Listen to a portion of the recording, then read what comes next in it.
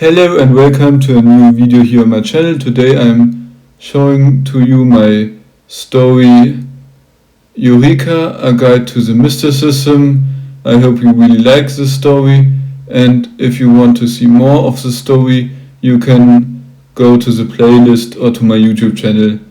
And then let's start right with the story. Let's go. The steady drum of raindrops on something like a roof mixes with the rush of a river and the smell of blood. The sky, visible through the small window of the carriage, is nothing but gray. Then, as if the world suddenly snaps into focus, everything becomes sharp again.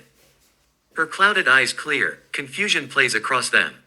What is this? Where am I? A surprisingly weak voice asks. When she looks down at herself, she sees something that is not right. It defies every rule of logic, but that does not stop it from happening. The wound where a wooden post has driven through her belly is slowly closing as if time itself is being poured backward. Every fiber of her body tells her this is impossible, and still it happens.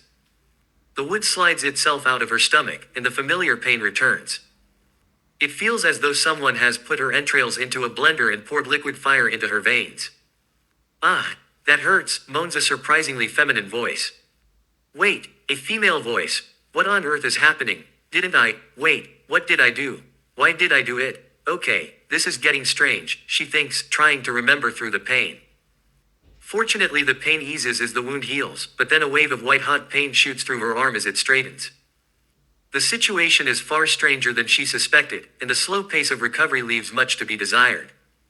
Still, it would be far worse if she didn't heal at all. The sounds of the river and the rain are familiar, but beneath them there is another noise, a low buzzing. It sounds as if something very large is nearby, flying. Something like an insect, only far too big. Something that should not be as loud as a helicopter. What is a helicopter, and why do I know that if I can't remember anything, she wonders as her body heals. A more urgent thought breaks into her mind. She does not know who or what she is. A human body is obvious, but that does not necessarily mean that is all she is. It could be different. I don't even know whether I'm a man or a woman. Never mind, first I should remember my name. And what do I even look like? She asks herself as the wound at last closes. She brushes her hair with the hand that hurts the least and still has some strength. Her hair is matted with blood and mud. It feels long and soft despite being tangled. A single strand, which somehow managed to free itself from the mess she's in, shows a beautiful snow-white color where it remains clean. The lock is thin and long. Okay, my body is female, but am I? Whatever, if I get out of here I can think about that later, she tells herself as she tries to move. Almost every part of her body feels as heavy as lead. For a few seconds sleep seems like the best idea. Then another feeling sweeps over her, danger. The roar of the river swells, and so does the buzzing. Something is wrong, and that means a nap will have to wait.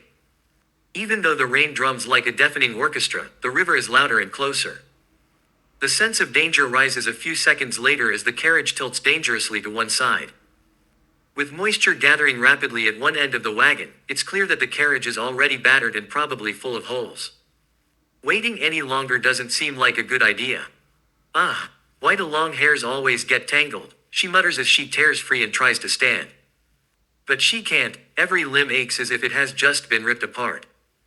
There is no time now for hurt or a breakdown, only one thing matters, getting out. If she can't stand, she will crawl. The window is too high, and if it is closed, escaping that way won't work. So there is only one exit.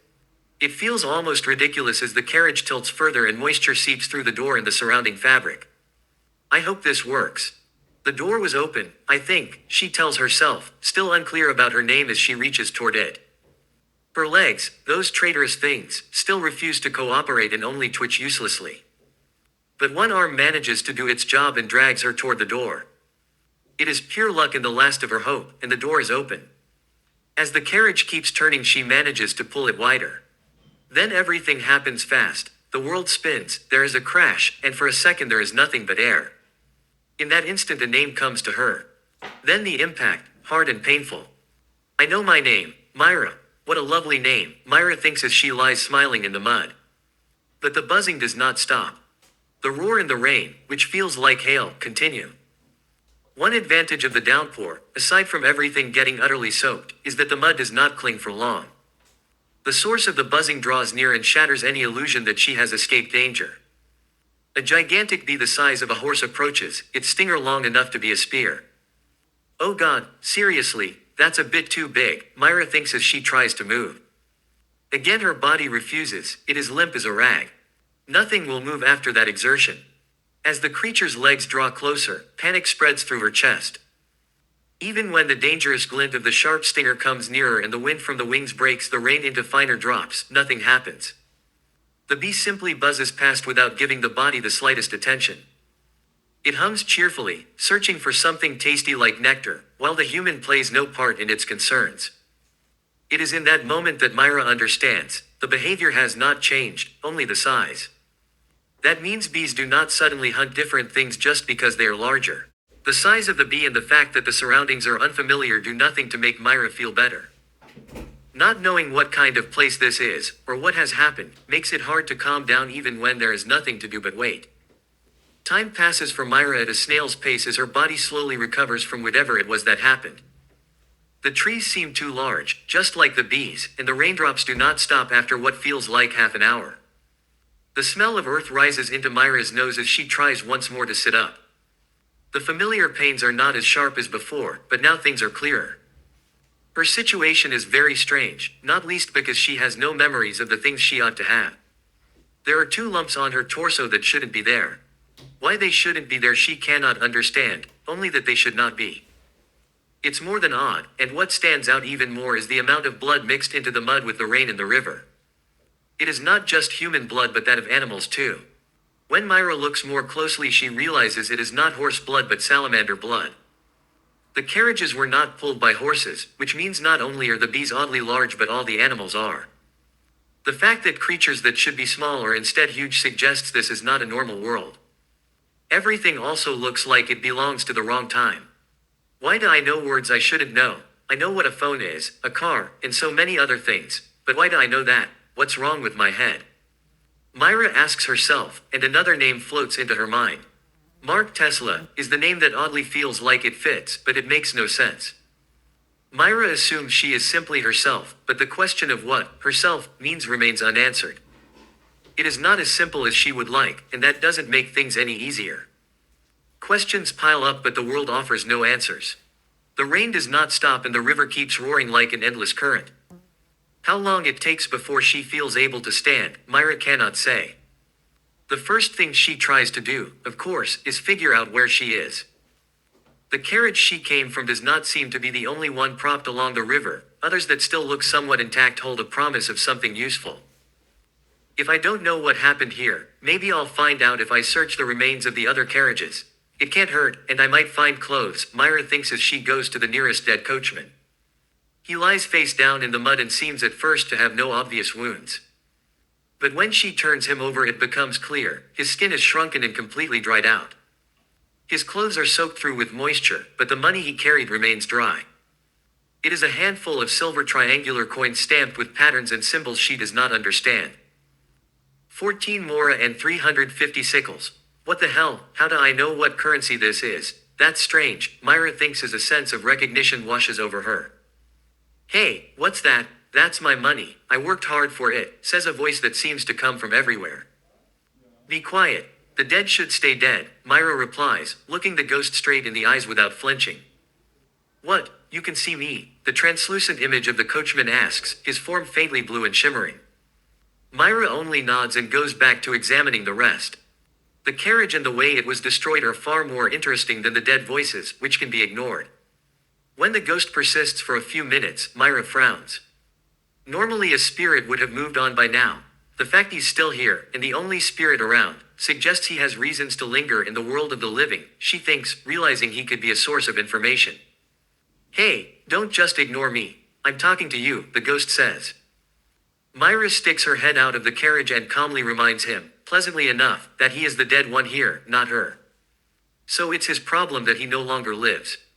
Turning back to the hole that appears to have been made from the outside, she concludes that whatever did this impaled the 2 women inside as if from a brutally thrown spear. But spears do not pierce metal walls and kill 2 people the way this wound suggests. You won't need that jewelry anymore. I'll take it, Myra says, surprised at how quickly her fingers slip the trinkets into her pockets. The jewelry appears to be valuable, but items with crests or names could cause problems, so she puts those aside in a different pouch. The question remains, what was the attacker's main goal? Given that these women were killed so abruptly, it seems unlikely they were the targets. The door had still been locked when Myra forced it open.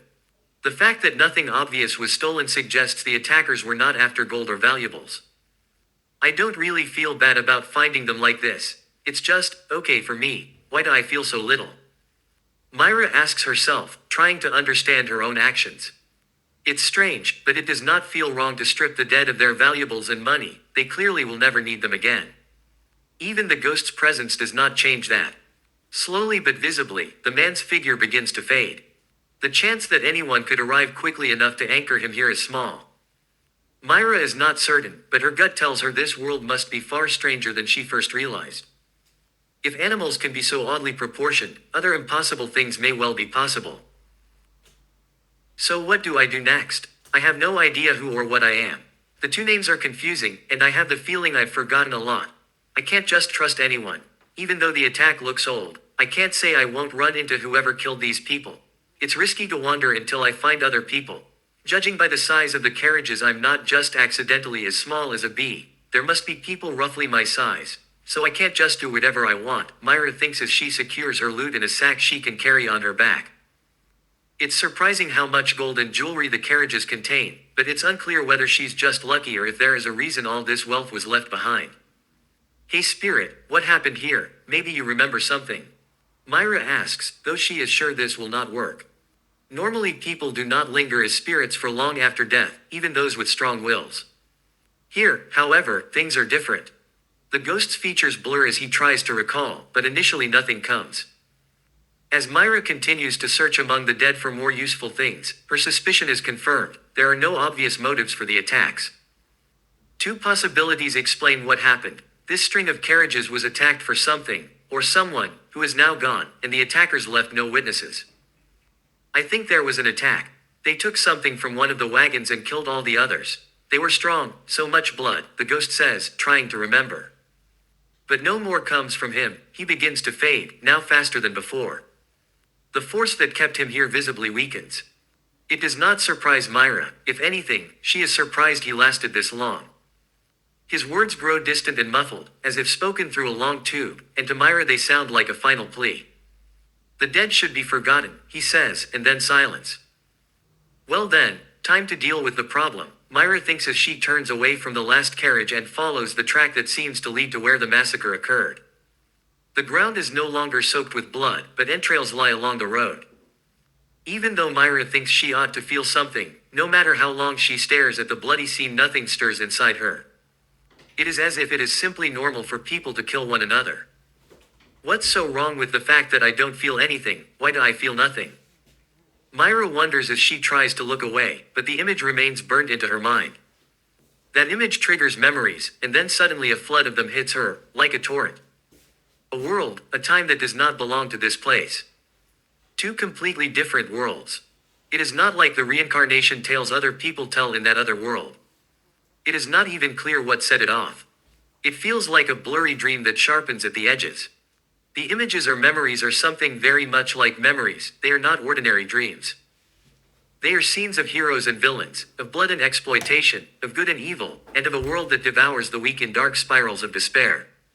It is a world full of blood and chaos. Are these my memories, or illusions, or dreams? Who is Mark Tesla? Myra asks herself, but no answers come. The world is silent and the rain does not stop. Though one other thing becomes clear as Myra decides to follow the road in the direction the carriages traveled.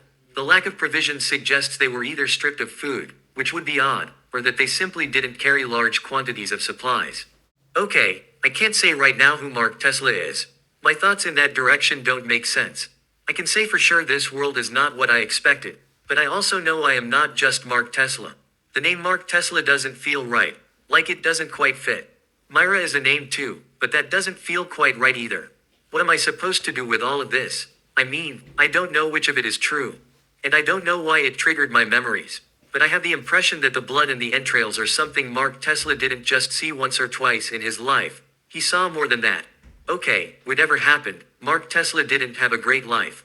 I can't say exactly what is going on, but what matters now is that I gather information and resources, money, gold, and the like. The corpses don't seem to have much jewelry, though, maybe some coins are hidden somewhere.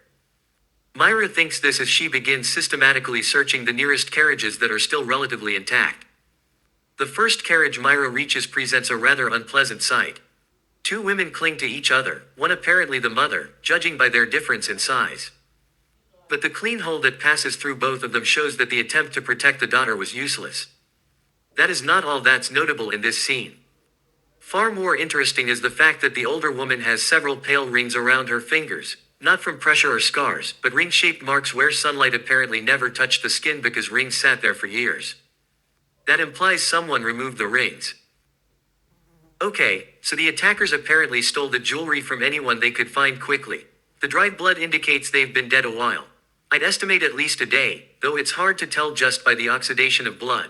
The spirits in the area are fading, and the rate at which they fade seems roughly what I'm used to. Okay, that's weird. Why do I know how long someone's been dead by looking at the spirits around them?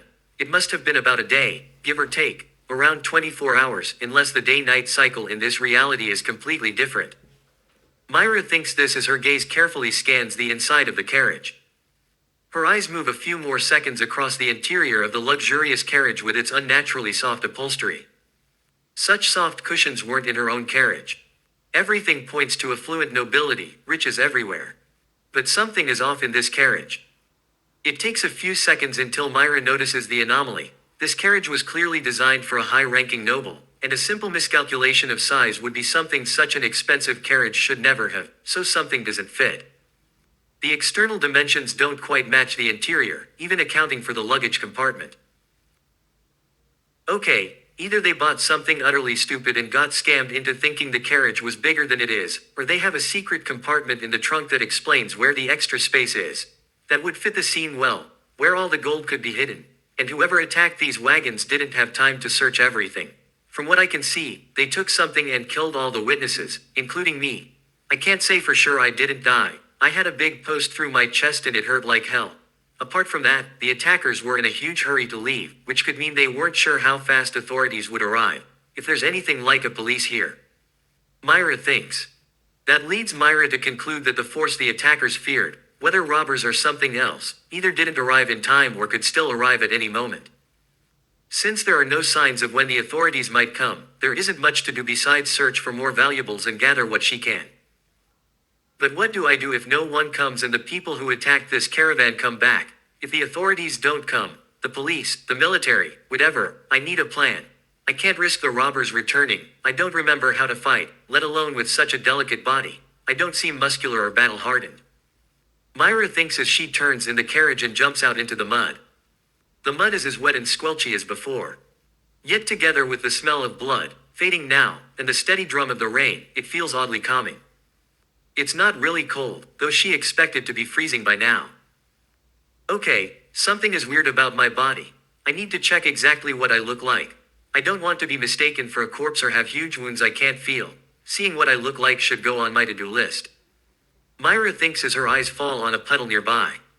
When Myra's blurred reflection looks back, she can't help whistling through her teeth a little. The face staring up is surprisingly delicate. A small, dainty nose above sweet, fine lips, flawless skin, and lovely eyes, more like a doll's features than a human's. For a second, it even seems as if the face were chiseled by gods rather than formed by nature. Hey, am I dreaming? She thinks as an impulse makes her reach to touch those impossibly sweet cheeks to check if they're a mask. Argah, she gasps in surprise when the pain shows it's not a dream. But the blood on her cheek, which is definitely not hers, turns the delicate face into something else. It no longer feels human to show so little emotion in the face of such a disgusting scene of blood and corpses.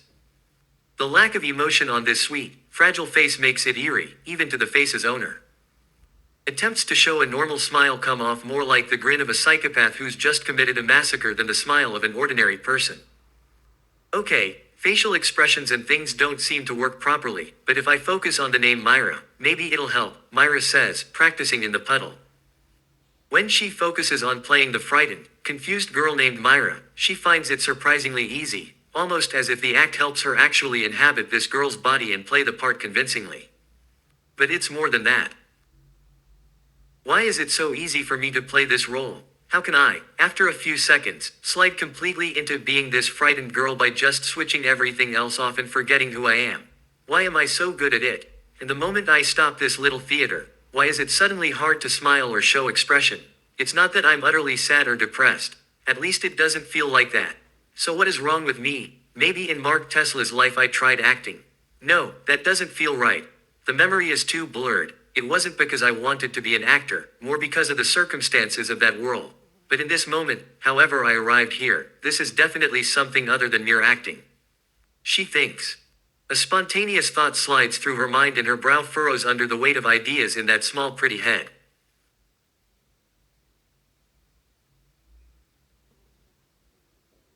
Could it be that I'm having some kind of midlife crisis? I mean, I was reborn in another world, so to speak. At least I definitely died in both lives. And when I think about it, I don't know what to make of this situation. The body I have now isn't muscular enough to run. I can't carry heavy things far. I'm definitely noble, but my memories are blurred. It's problematic. If I run away and the authorities arrive, I might be seen as a criminal. Either way, I seem to be thinking too pragmatically. Maybe it hasn't sunk in that I've been reborn, but that word doesn't feel quite right. I'm not sure what happened. My current status, I'm uncertain what's going on. At least I can say with high confidence I haven't fallen so far down the rabbit hole that I'm imagining everything, because that wouldn't make sense or help my situation. If I follow that line of thought, I'll either go insane, if I'm not already, or it won't matter. Questioning the fundamentals of existence is pointless and unnecessary right now. So that thought is useless. Back to useful things. I have a female body, which feels both strange and right. I'm dainty and pretty with two different colored eyes, one green and the other a reddish purple golden mix. Okay, I definitely have very beautiful and strange eyes. That could be a problem if there are human traffickers in this world, and it could be an advantage. Problematic because I have no idea how to fight with this weak body. Also, I want to collect gold, which might be a good idea, but if the authorities catch me stealing, what will I say? I can play the helpless girl and maybe claim I'm searching for clues or trying to find out who these people were. If I say I lost my memory, that's a stretch. I should probably avoid that. I should head to the nearby town, Negra, and have enough money there to get by for a while. My memories of noble life are fuzzy, but I should go there to do something useful, learn, maybe attend a school. For now I should at least have someone to receive me in town and enough funds not to starve. So I can shelve the idea of stealing gold to get rich. I don't need it immediately, I could treat it as curiosity. Okay, I admit I'm greedy, I want to see the gold and it won't hurt. But if someone spots me stealing, I'll be in trouble. Then again, the authorities can't lock me up just for looking at the dead people's things. If they find me and I see signs someone's coming, I'll quickly pretend I'm only curious and hide or bury the gold. I should be able to retrieve it later. She thinks, deciding on the name Myra, which helps. With the immediate crisis somewhat averted and the identity questions pushed to the background, Myra finds it difficult with her limited strength to make a hole in a carriage whose outer wall is reinforced with metal. Breaking in that way to reach a compartment likely containing valuables won't work. Just as she thinks about how to open the secret compartment, an insect buzzing grows louder, too orderly and fast to be a coincidence. At first she can't see anything, but in the distance black silhouettes on insects appear against the storm clouds without a clear transition. If I hadn't been so alert I wouldn't have heard them coming. I can barely tell how many there are, around 50, maybe. The one in front wears slightly glowing armor. Silver shouldn't glow, but his armor does. It's a mix of uniform and armor. Okay, the guy looks odd. Myra thinks as her heart races in time with her thoughts. There simply isn't enough information to know a safe way out of this situation, not to avoid being suspected or to get away in time so she isn't blamed for the destruction. Shit, I'm so screwed. I don't know if women have any rights in this world. It's a completely different reality where anything could be. Women might have no rights or whatever. But the important thing, there are paranormal things here. I can see the dead. I don't know if my body is alive or not. Maybe I'm a zombie, maybe I'm not. I don't look like one. But that doesn't mean I don't have some energy inside me I can't see. I mean, I survived being impaled by a post. It hurt like hell and weakened me, but it's provable that I healed. If these people know about the paranormal and there are witch hunts or other problems, I'd be screwed if they discover I have no idea and get me tangled up. Especially if they think I killed all these people. On the other hand, it doesn't make sense to kill people and then just stand around. No matter what world I'm in and whether I'm suspected now, that should buy me some time. If I focus on playing the frightened girl, it should give me extra points. I just hope they don't have detectors of some sort that reveal things I can't control. All in all, this is too risky and extremely dangerous, too little information about this world, amnesia, and a splitting headache when I try to remember. At least something can trigger my memories, and that silver soldier or guard seems to be from a church. I almost remember the church's name, not that it would help. The knights are here, those night guards, probably arriving in 5 minutes, and they could see me. What should I do? She thinks. The first figure to emerge from the thick bands of mist hovering just above the treetops is a crescent moon knight of the Church of Lunatica. His blue eyes glitter like stars beneath a helm that is more decorative than protective. At that exact moment, the clouds seem to part and hold themselves back, as if the sky itself is making way to announce the arrival of a crescent moon knight in all his glory. For a second, the beauty of the night feels genuinely breathtaking, as if a nocturnal figure like him might be something sacred you would be wrong to lie to. He gives off an aura like a divine presence that demands reverence and rejects falsehood. I should tell this man everything I know, without lying. Lies have no place in the holy light of the moon, Myra thinks. Then, suddenly, something shifts. The daze she felt eases at the same moment a memory rises up. At first it's only a blurred notion, then a flood of memories pours over her like a tidal wave and blocks the night's hypnotic light. When Myra averts her eyes from the silvery glow the crescent moon night radiates, she realizes this is a supernatural effect. What exactly it is and why it hypnotizes people remains unclear for a few more seconds, until the memories settle into a rough order. Okay, I think my origins are definitely not as ordinary as I first supposed. Why on earth did my grandfather have books about the supernatural in his library, and why was I only allowed to read them slowly? Something's wrong. I usually read pretty fast, but I took forever with those books. At least I know this halo, or whatever it is an effect the church can use for interrogation, and beginners use it too. It's not an especially powerful effect on its own. It's just more effective if someone is stronger than another person, and among ordinary people it's almost perfect for questioning. If I'm right, this ability is called the holy radius of the silver moon. Its properties beyond the hypnotic effect, I think, include revealing secrets or detecting magical traces, or maybe I should call them spiritual traces. Myra thinks. It doesn't take long before the sound of the crescent moon night landing is followed closely by the thud of several more soldiers arriving on their riding bees. Riding dragonflies seems to be a higher status mark than riding bees. The thought of fleeing comes and goes as quickly as it arrives. Not only would running be pointless with mounted soldiers in the air, but if anything supernatural were attached to her, the crescent moon knight would probably have noticed it by now. As these thoughts flash through Myra's head, she realizes with horror that the crescent moon knight is walking directly toward her hiding place, paying no mind to the destroyed surroundings, the wrecked carriages, the gouges in the trees, or anything else. Hey, you back there behind the carriage, you don't need to be afraid. We are not here to harm you.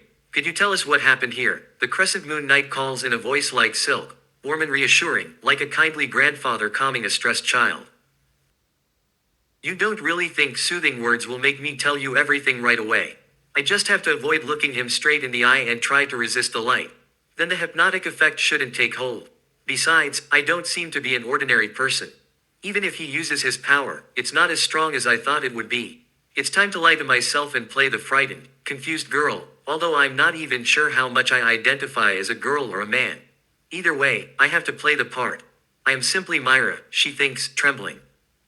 But in that short moment before she fully commits to the role, a memory suddenly snaps into place.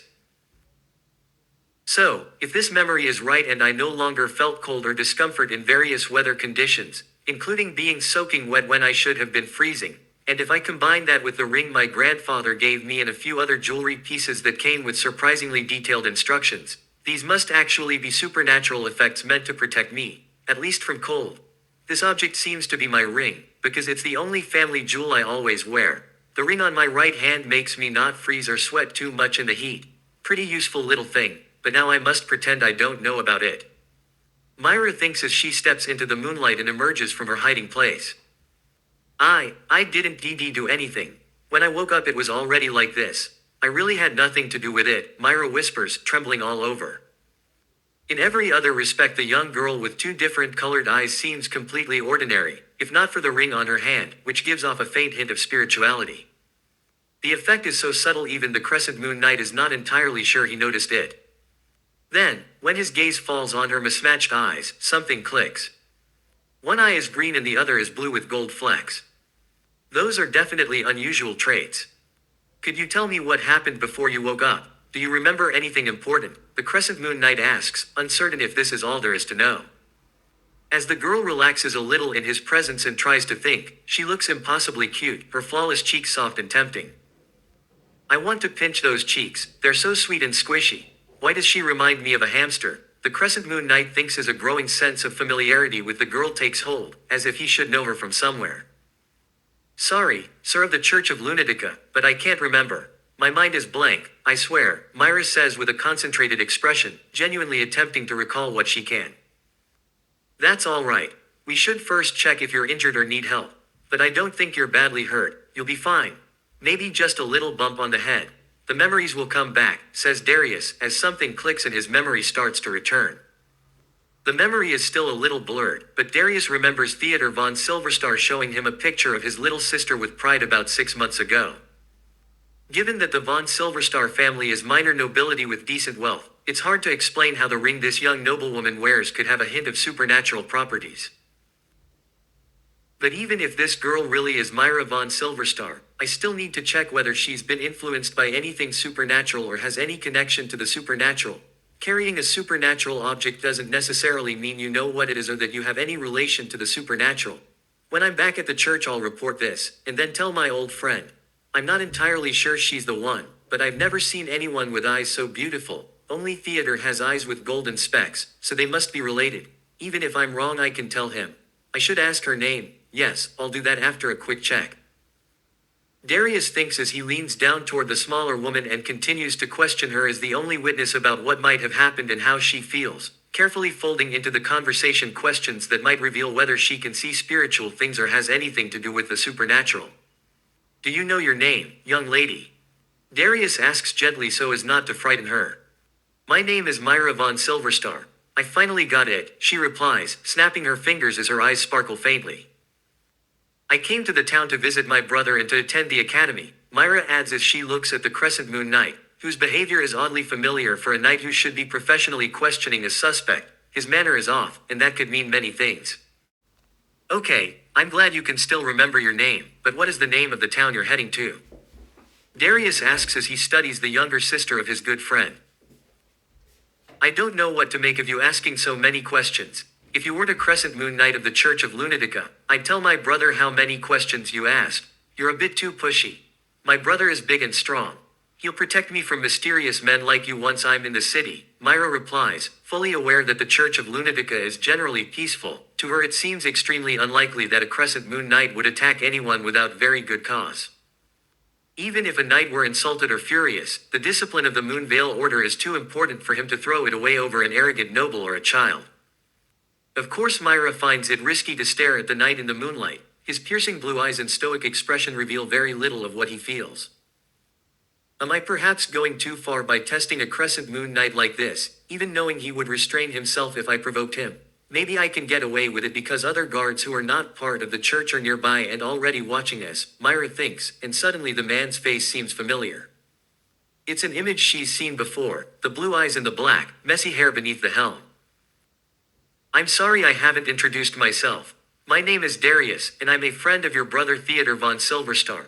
I met your brother on one of my missions. We've worked together several times since then. He is a very reliable man. But I need to ask you a few more questions now, like how many badges are on my uniform, Darius says, carefully placing a hand on her shoulder to steady her.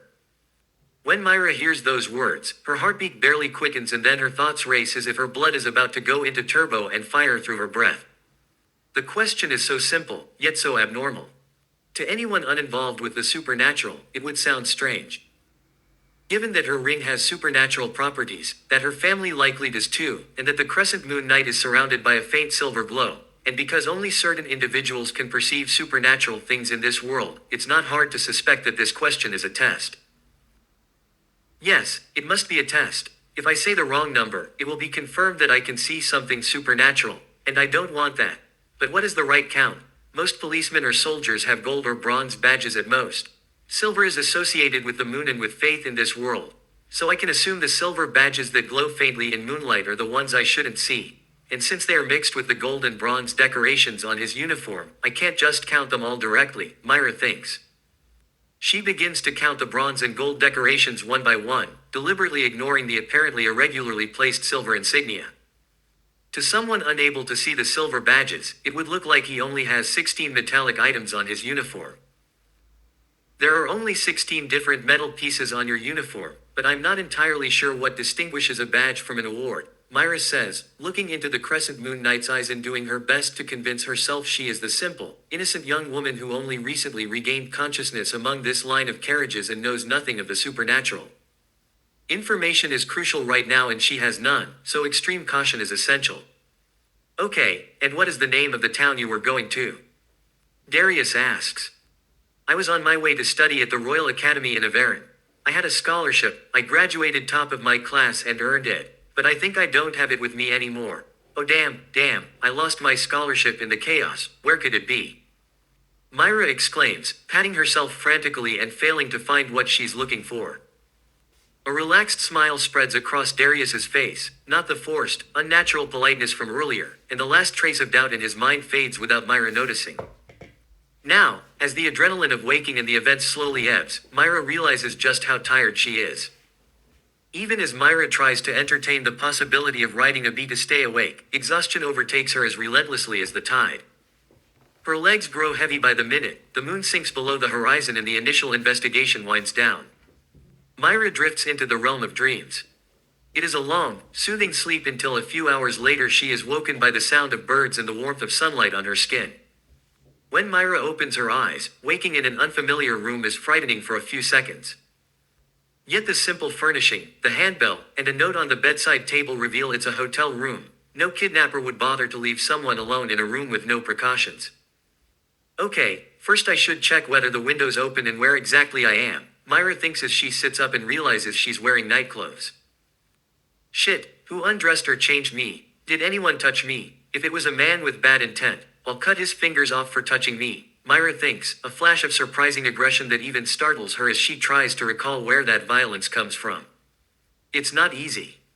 It's almost as if two different pasts, two separate streams of memory, were layered on top of one another, two lifetimes that are now oddly clearer yet still blurred, since everyone forgets things over a lifetime.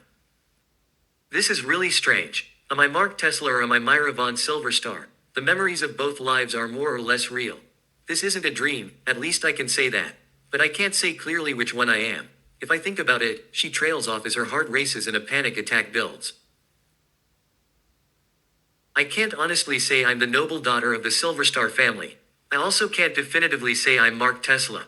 Neither feels right. So what else should I be? Does it even matter? If I list the characteristics of the two individuals, I definitely don't have a perfect mix of both. I'm neither exactly Mark Tesla nor fully Myra von Silverstar. What do I know about Mark Tesla? His life wasn't great. In comparison, the noble life of the Silverstar daughter was comfortable. Mark Tesla never had a truly loving family, but I feel like I had one. I have Mark Tesla's childhood memories, vaguely. His childhood was shit, but I feel nothing about it. Meanwhile, Myra's childhood is far more vivid and feels more connected to me. I can't say for sure whether I should interpret myself as male or female. As for my interests, they aren't exactly Mark Tesla's. I'm not only attracted to women, but I'm also attracted to men as the noblewoman whose body I inhabit was. So in a way my preferences are a mixture. I'm bisexual. Myra thinks as she steadies herself and walks to the window, each step making the world tilt and spin like a fast carousel. Okay, so I can conclude that I'm neither really Mira nor Mark. I thought an existential crisis about who I am would take longer than a few seconds. On the other hand, I can postpone panic until I better understand the world. Maybe I should summarize my memories from this lifetime and say what I generally know about this world. At least think it through to organize my thoughts, Myra thinks as she finally reaches the window and looks out over Averin's skyline. It's an odd city. It looks like someone matched the architecture of the Industrial Revolution with steampunk and a tangle of improvised metal add-ons and constructions that seem as unstable as they are strange. Okay, even though I've seen similar cities in my memories of this life, it feels odd to process it. In the life of the young noblewoman, I've seen this before. This is so weird.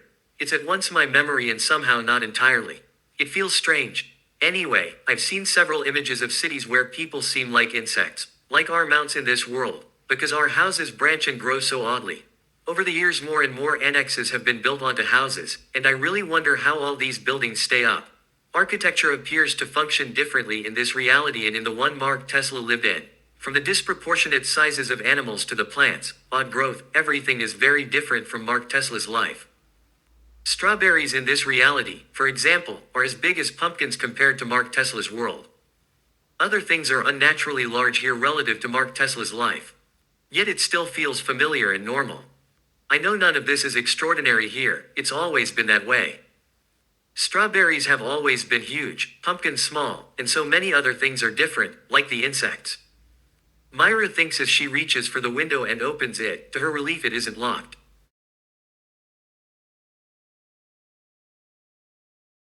Thank you for your attention, that's it for today. This was part 1 of the story, Eureka, a guide to the mysticism.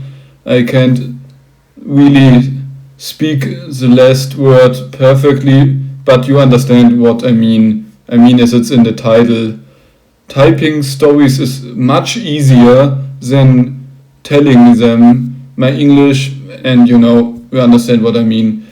So I want to say thank you for your attention. It was very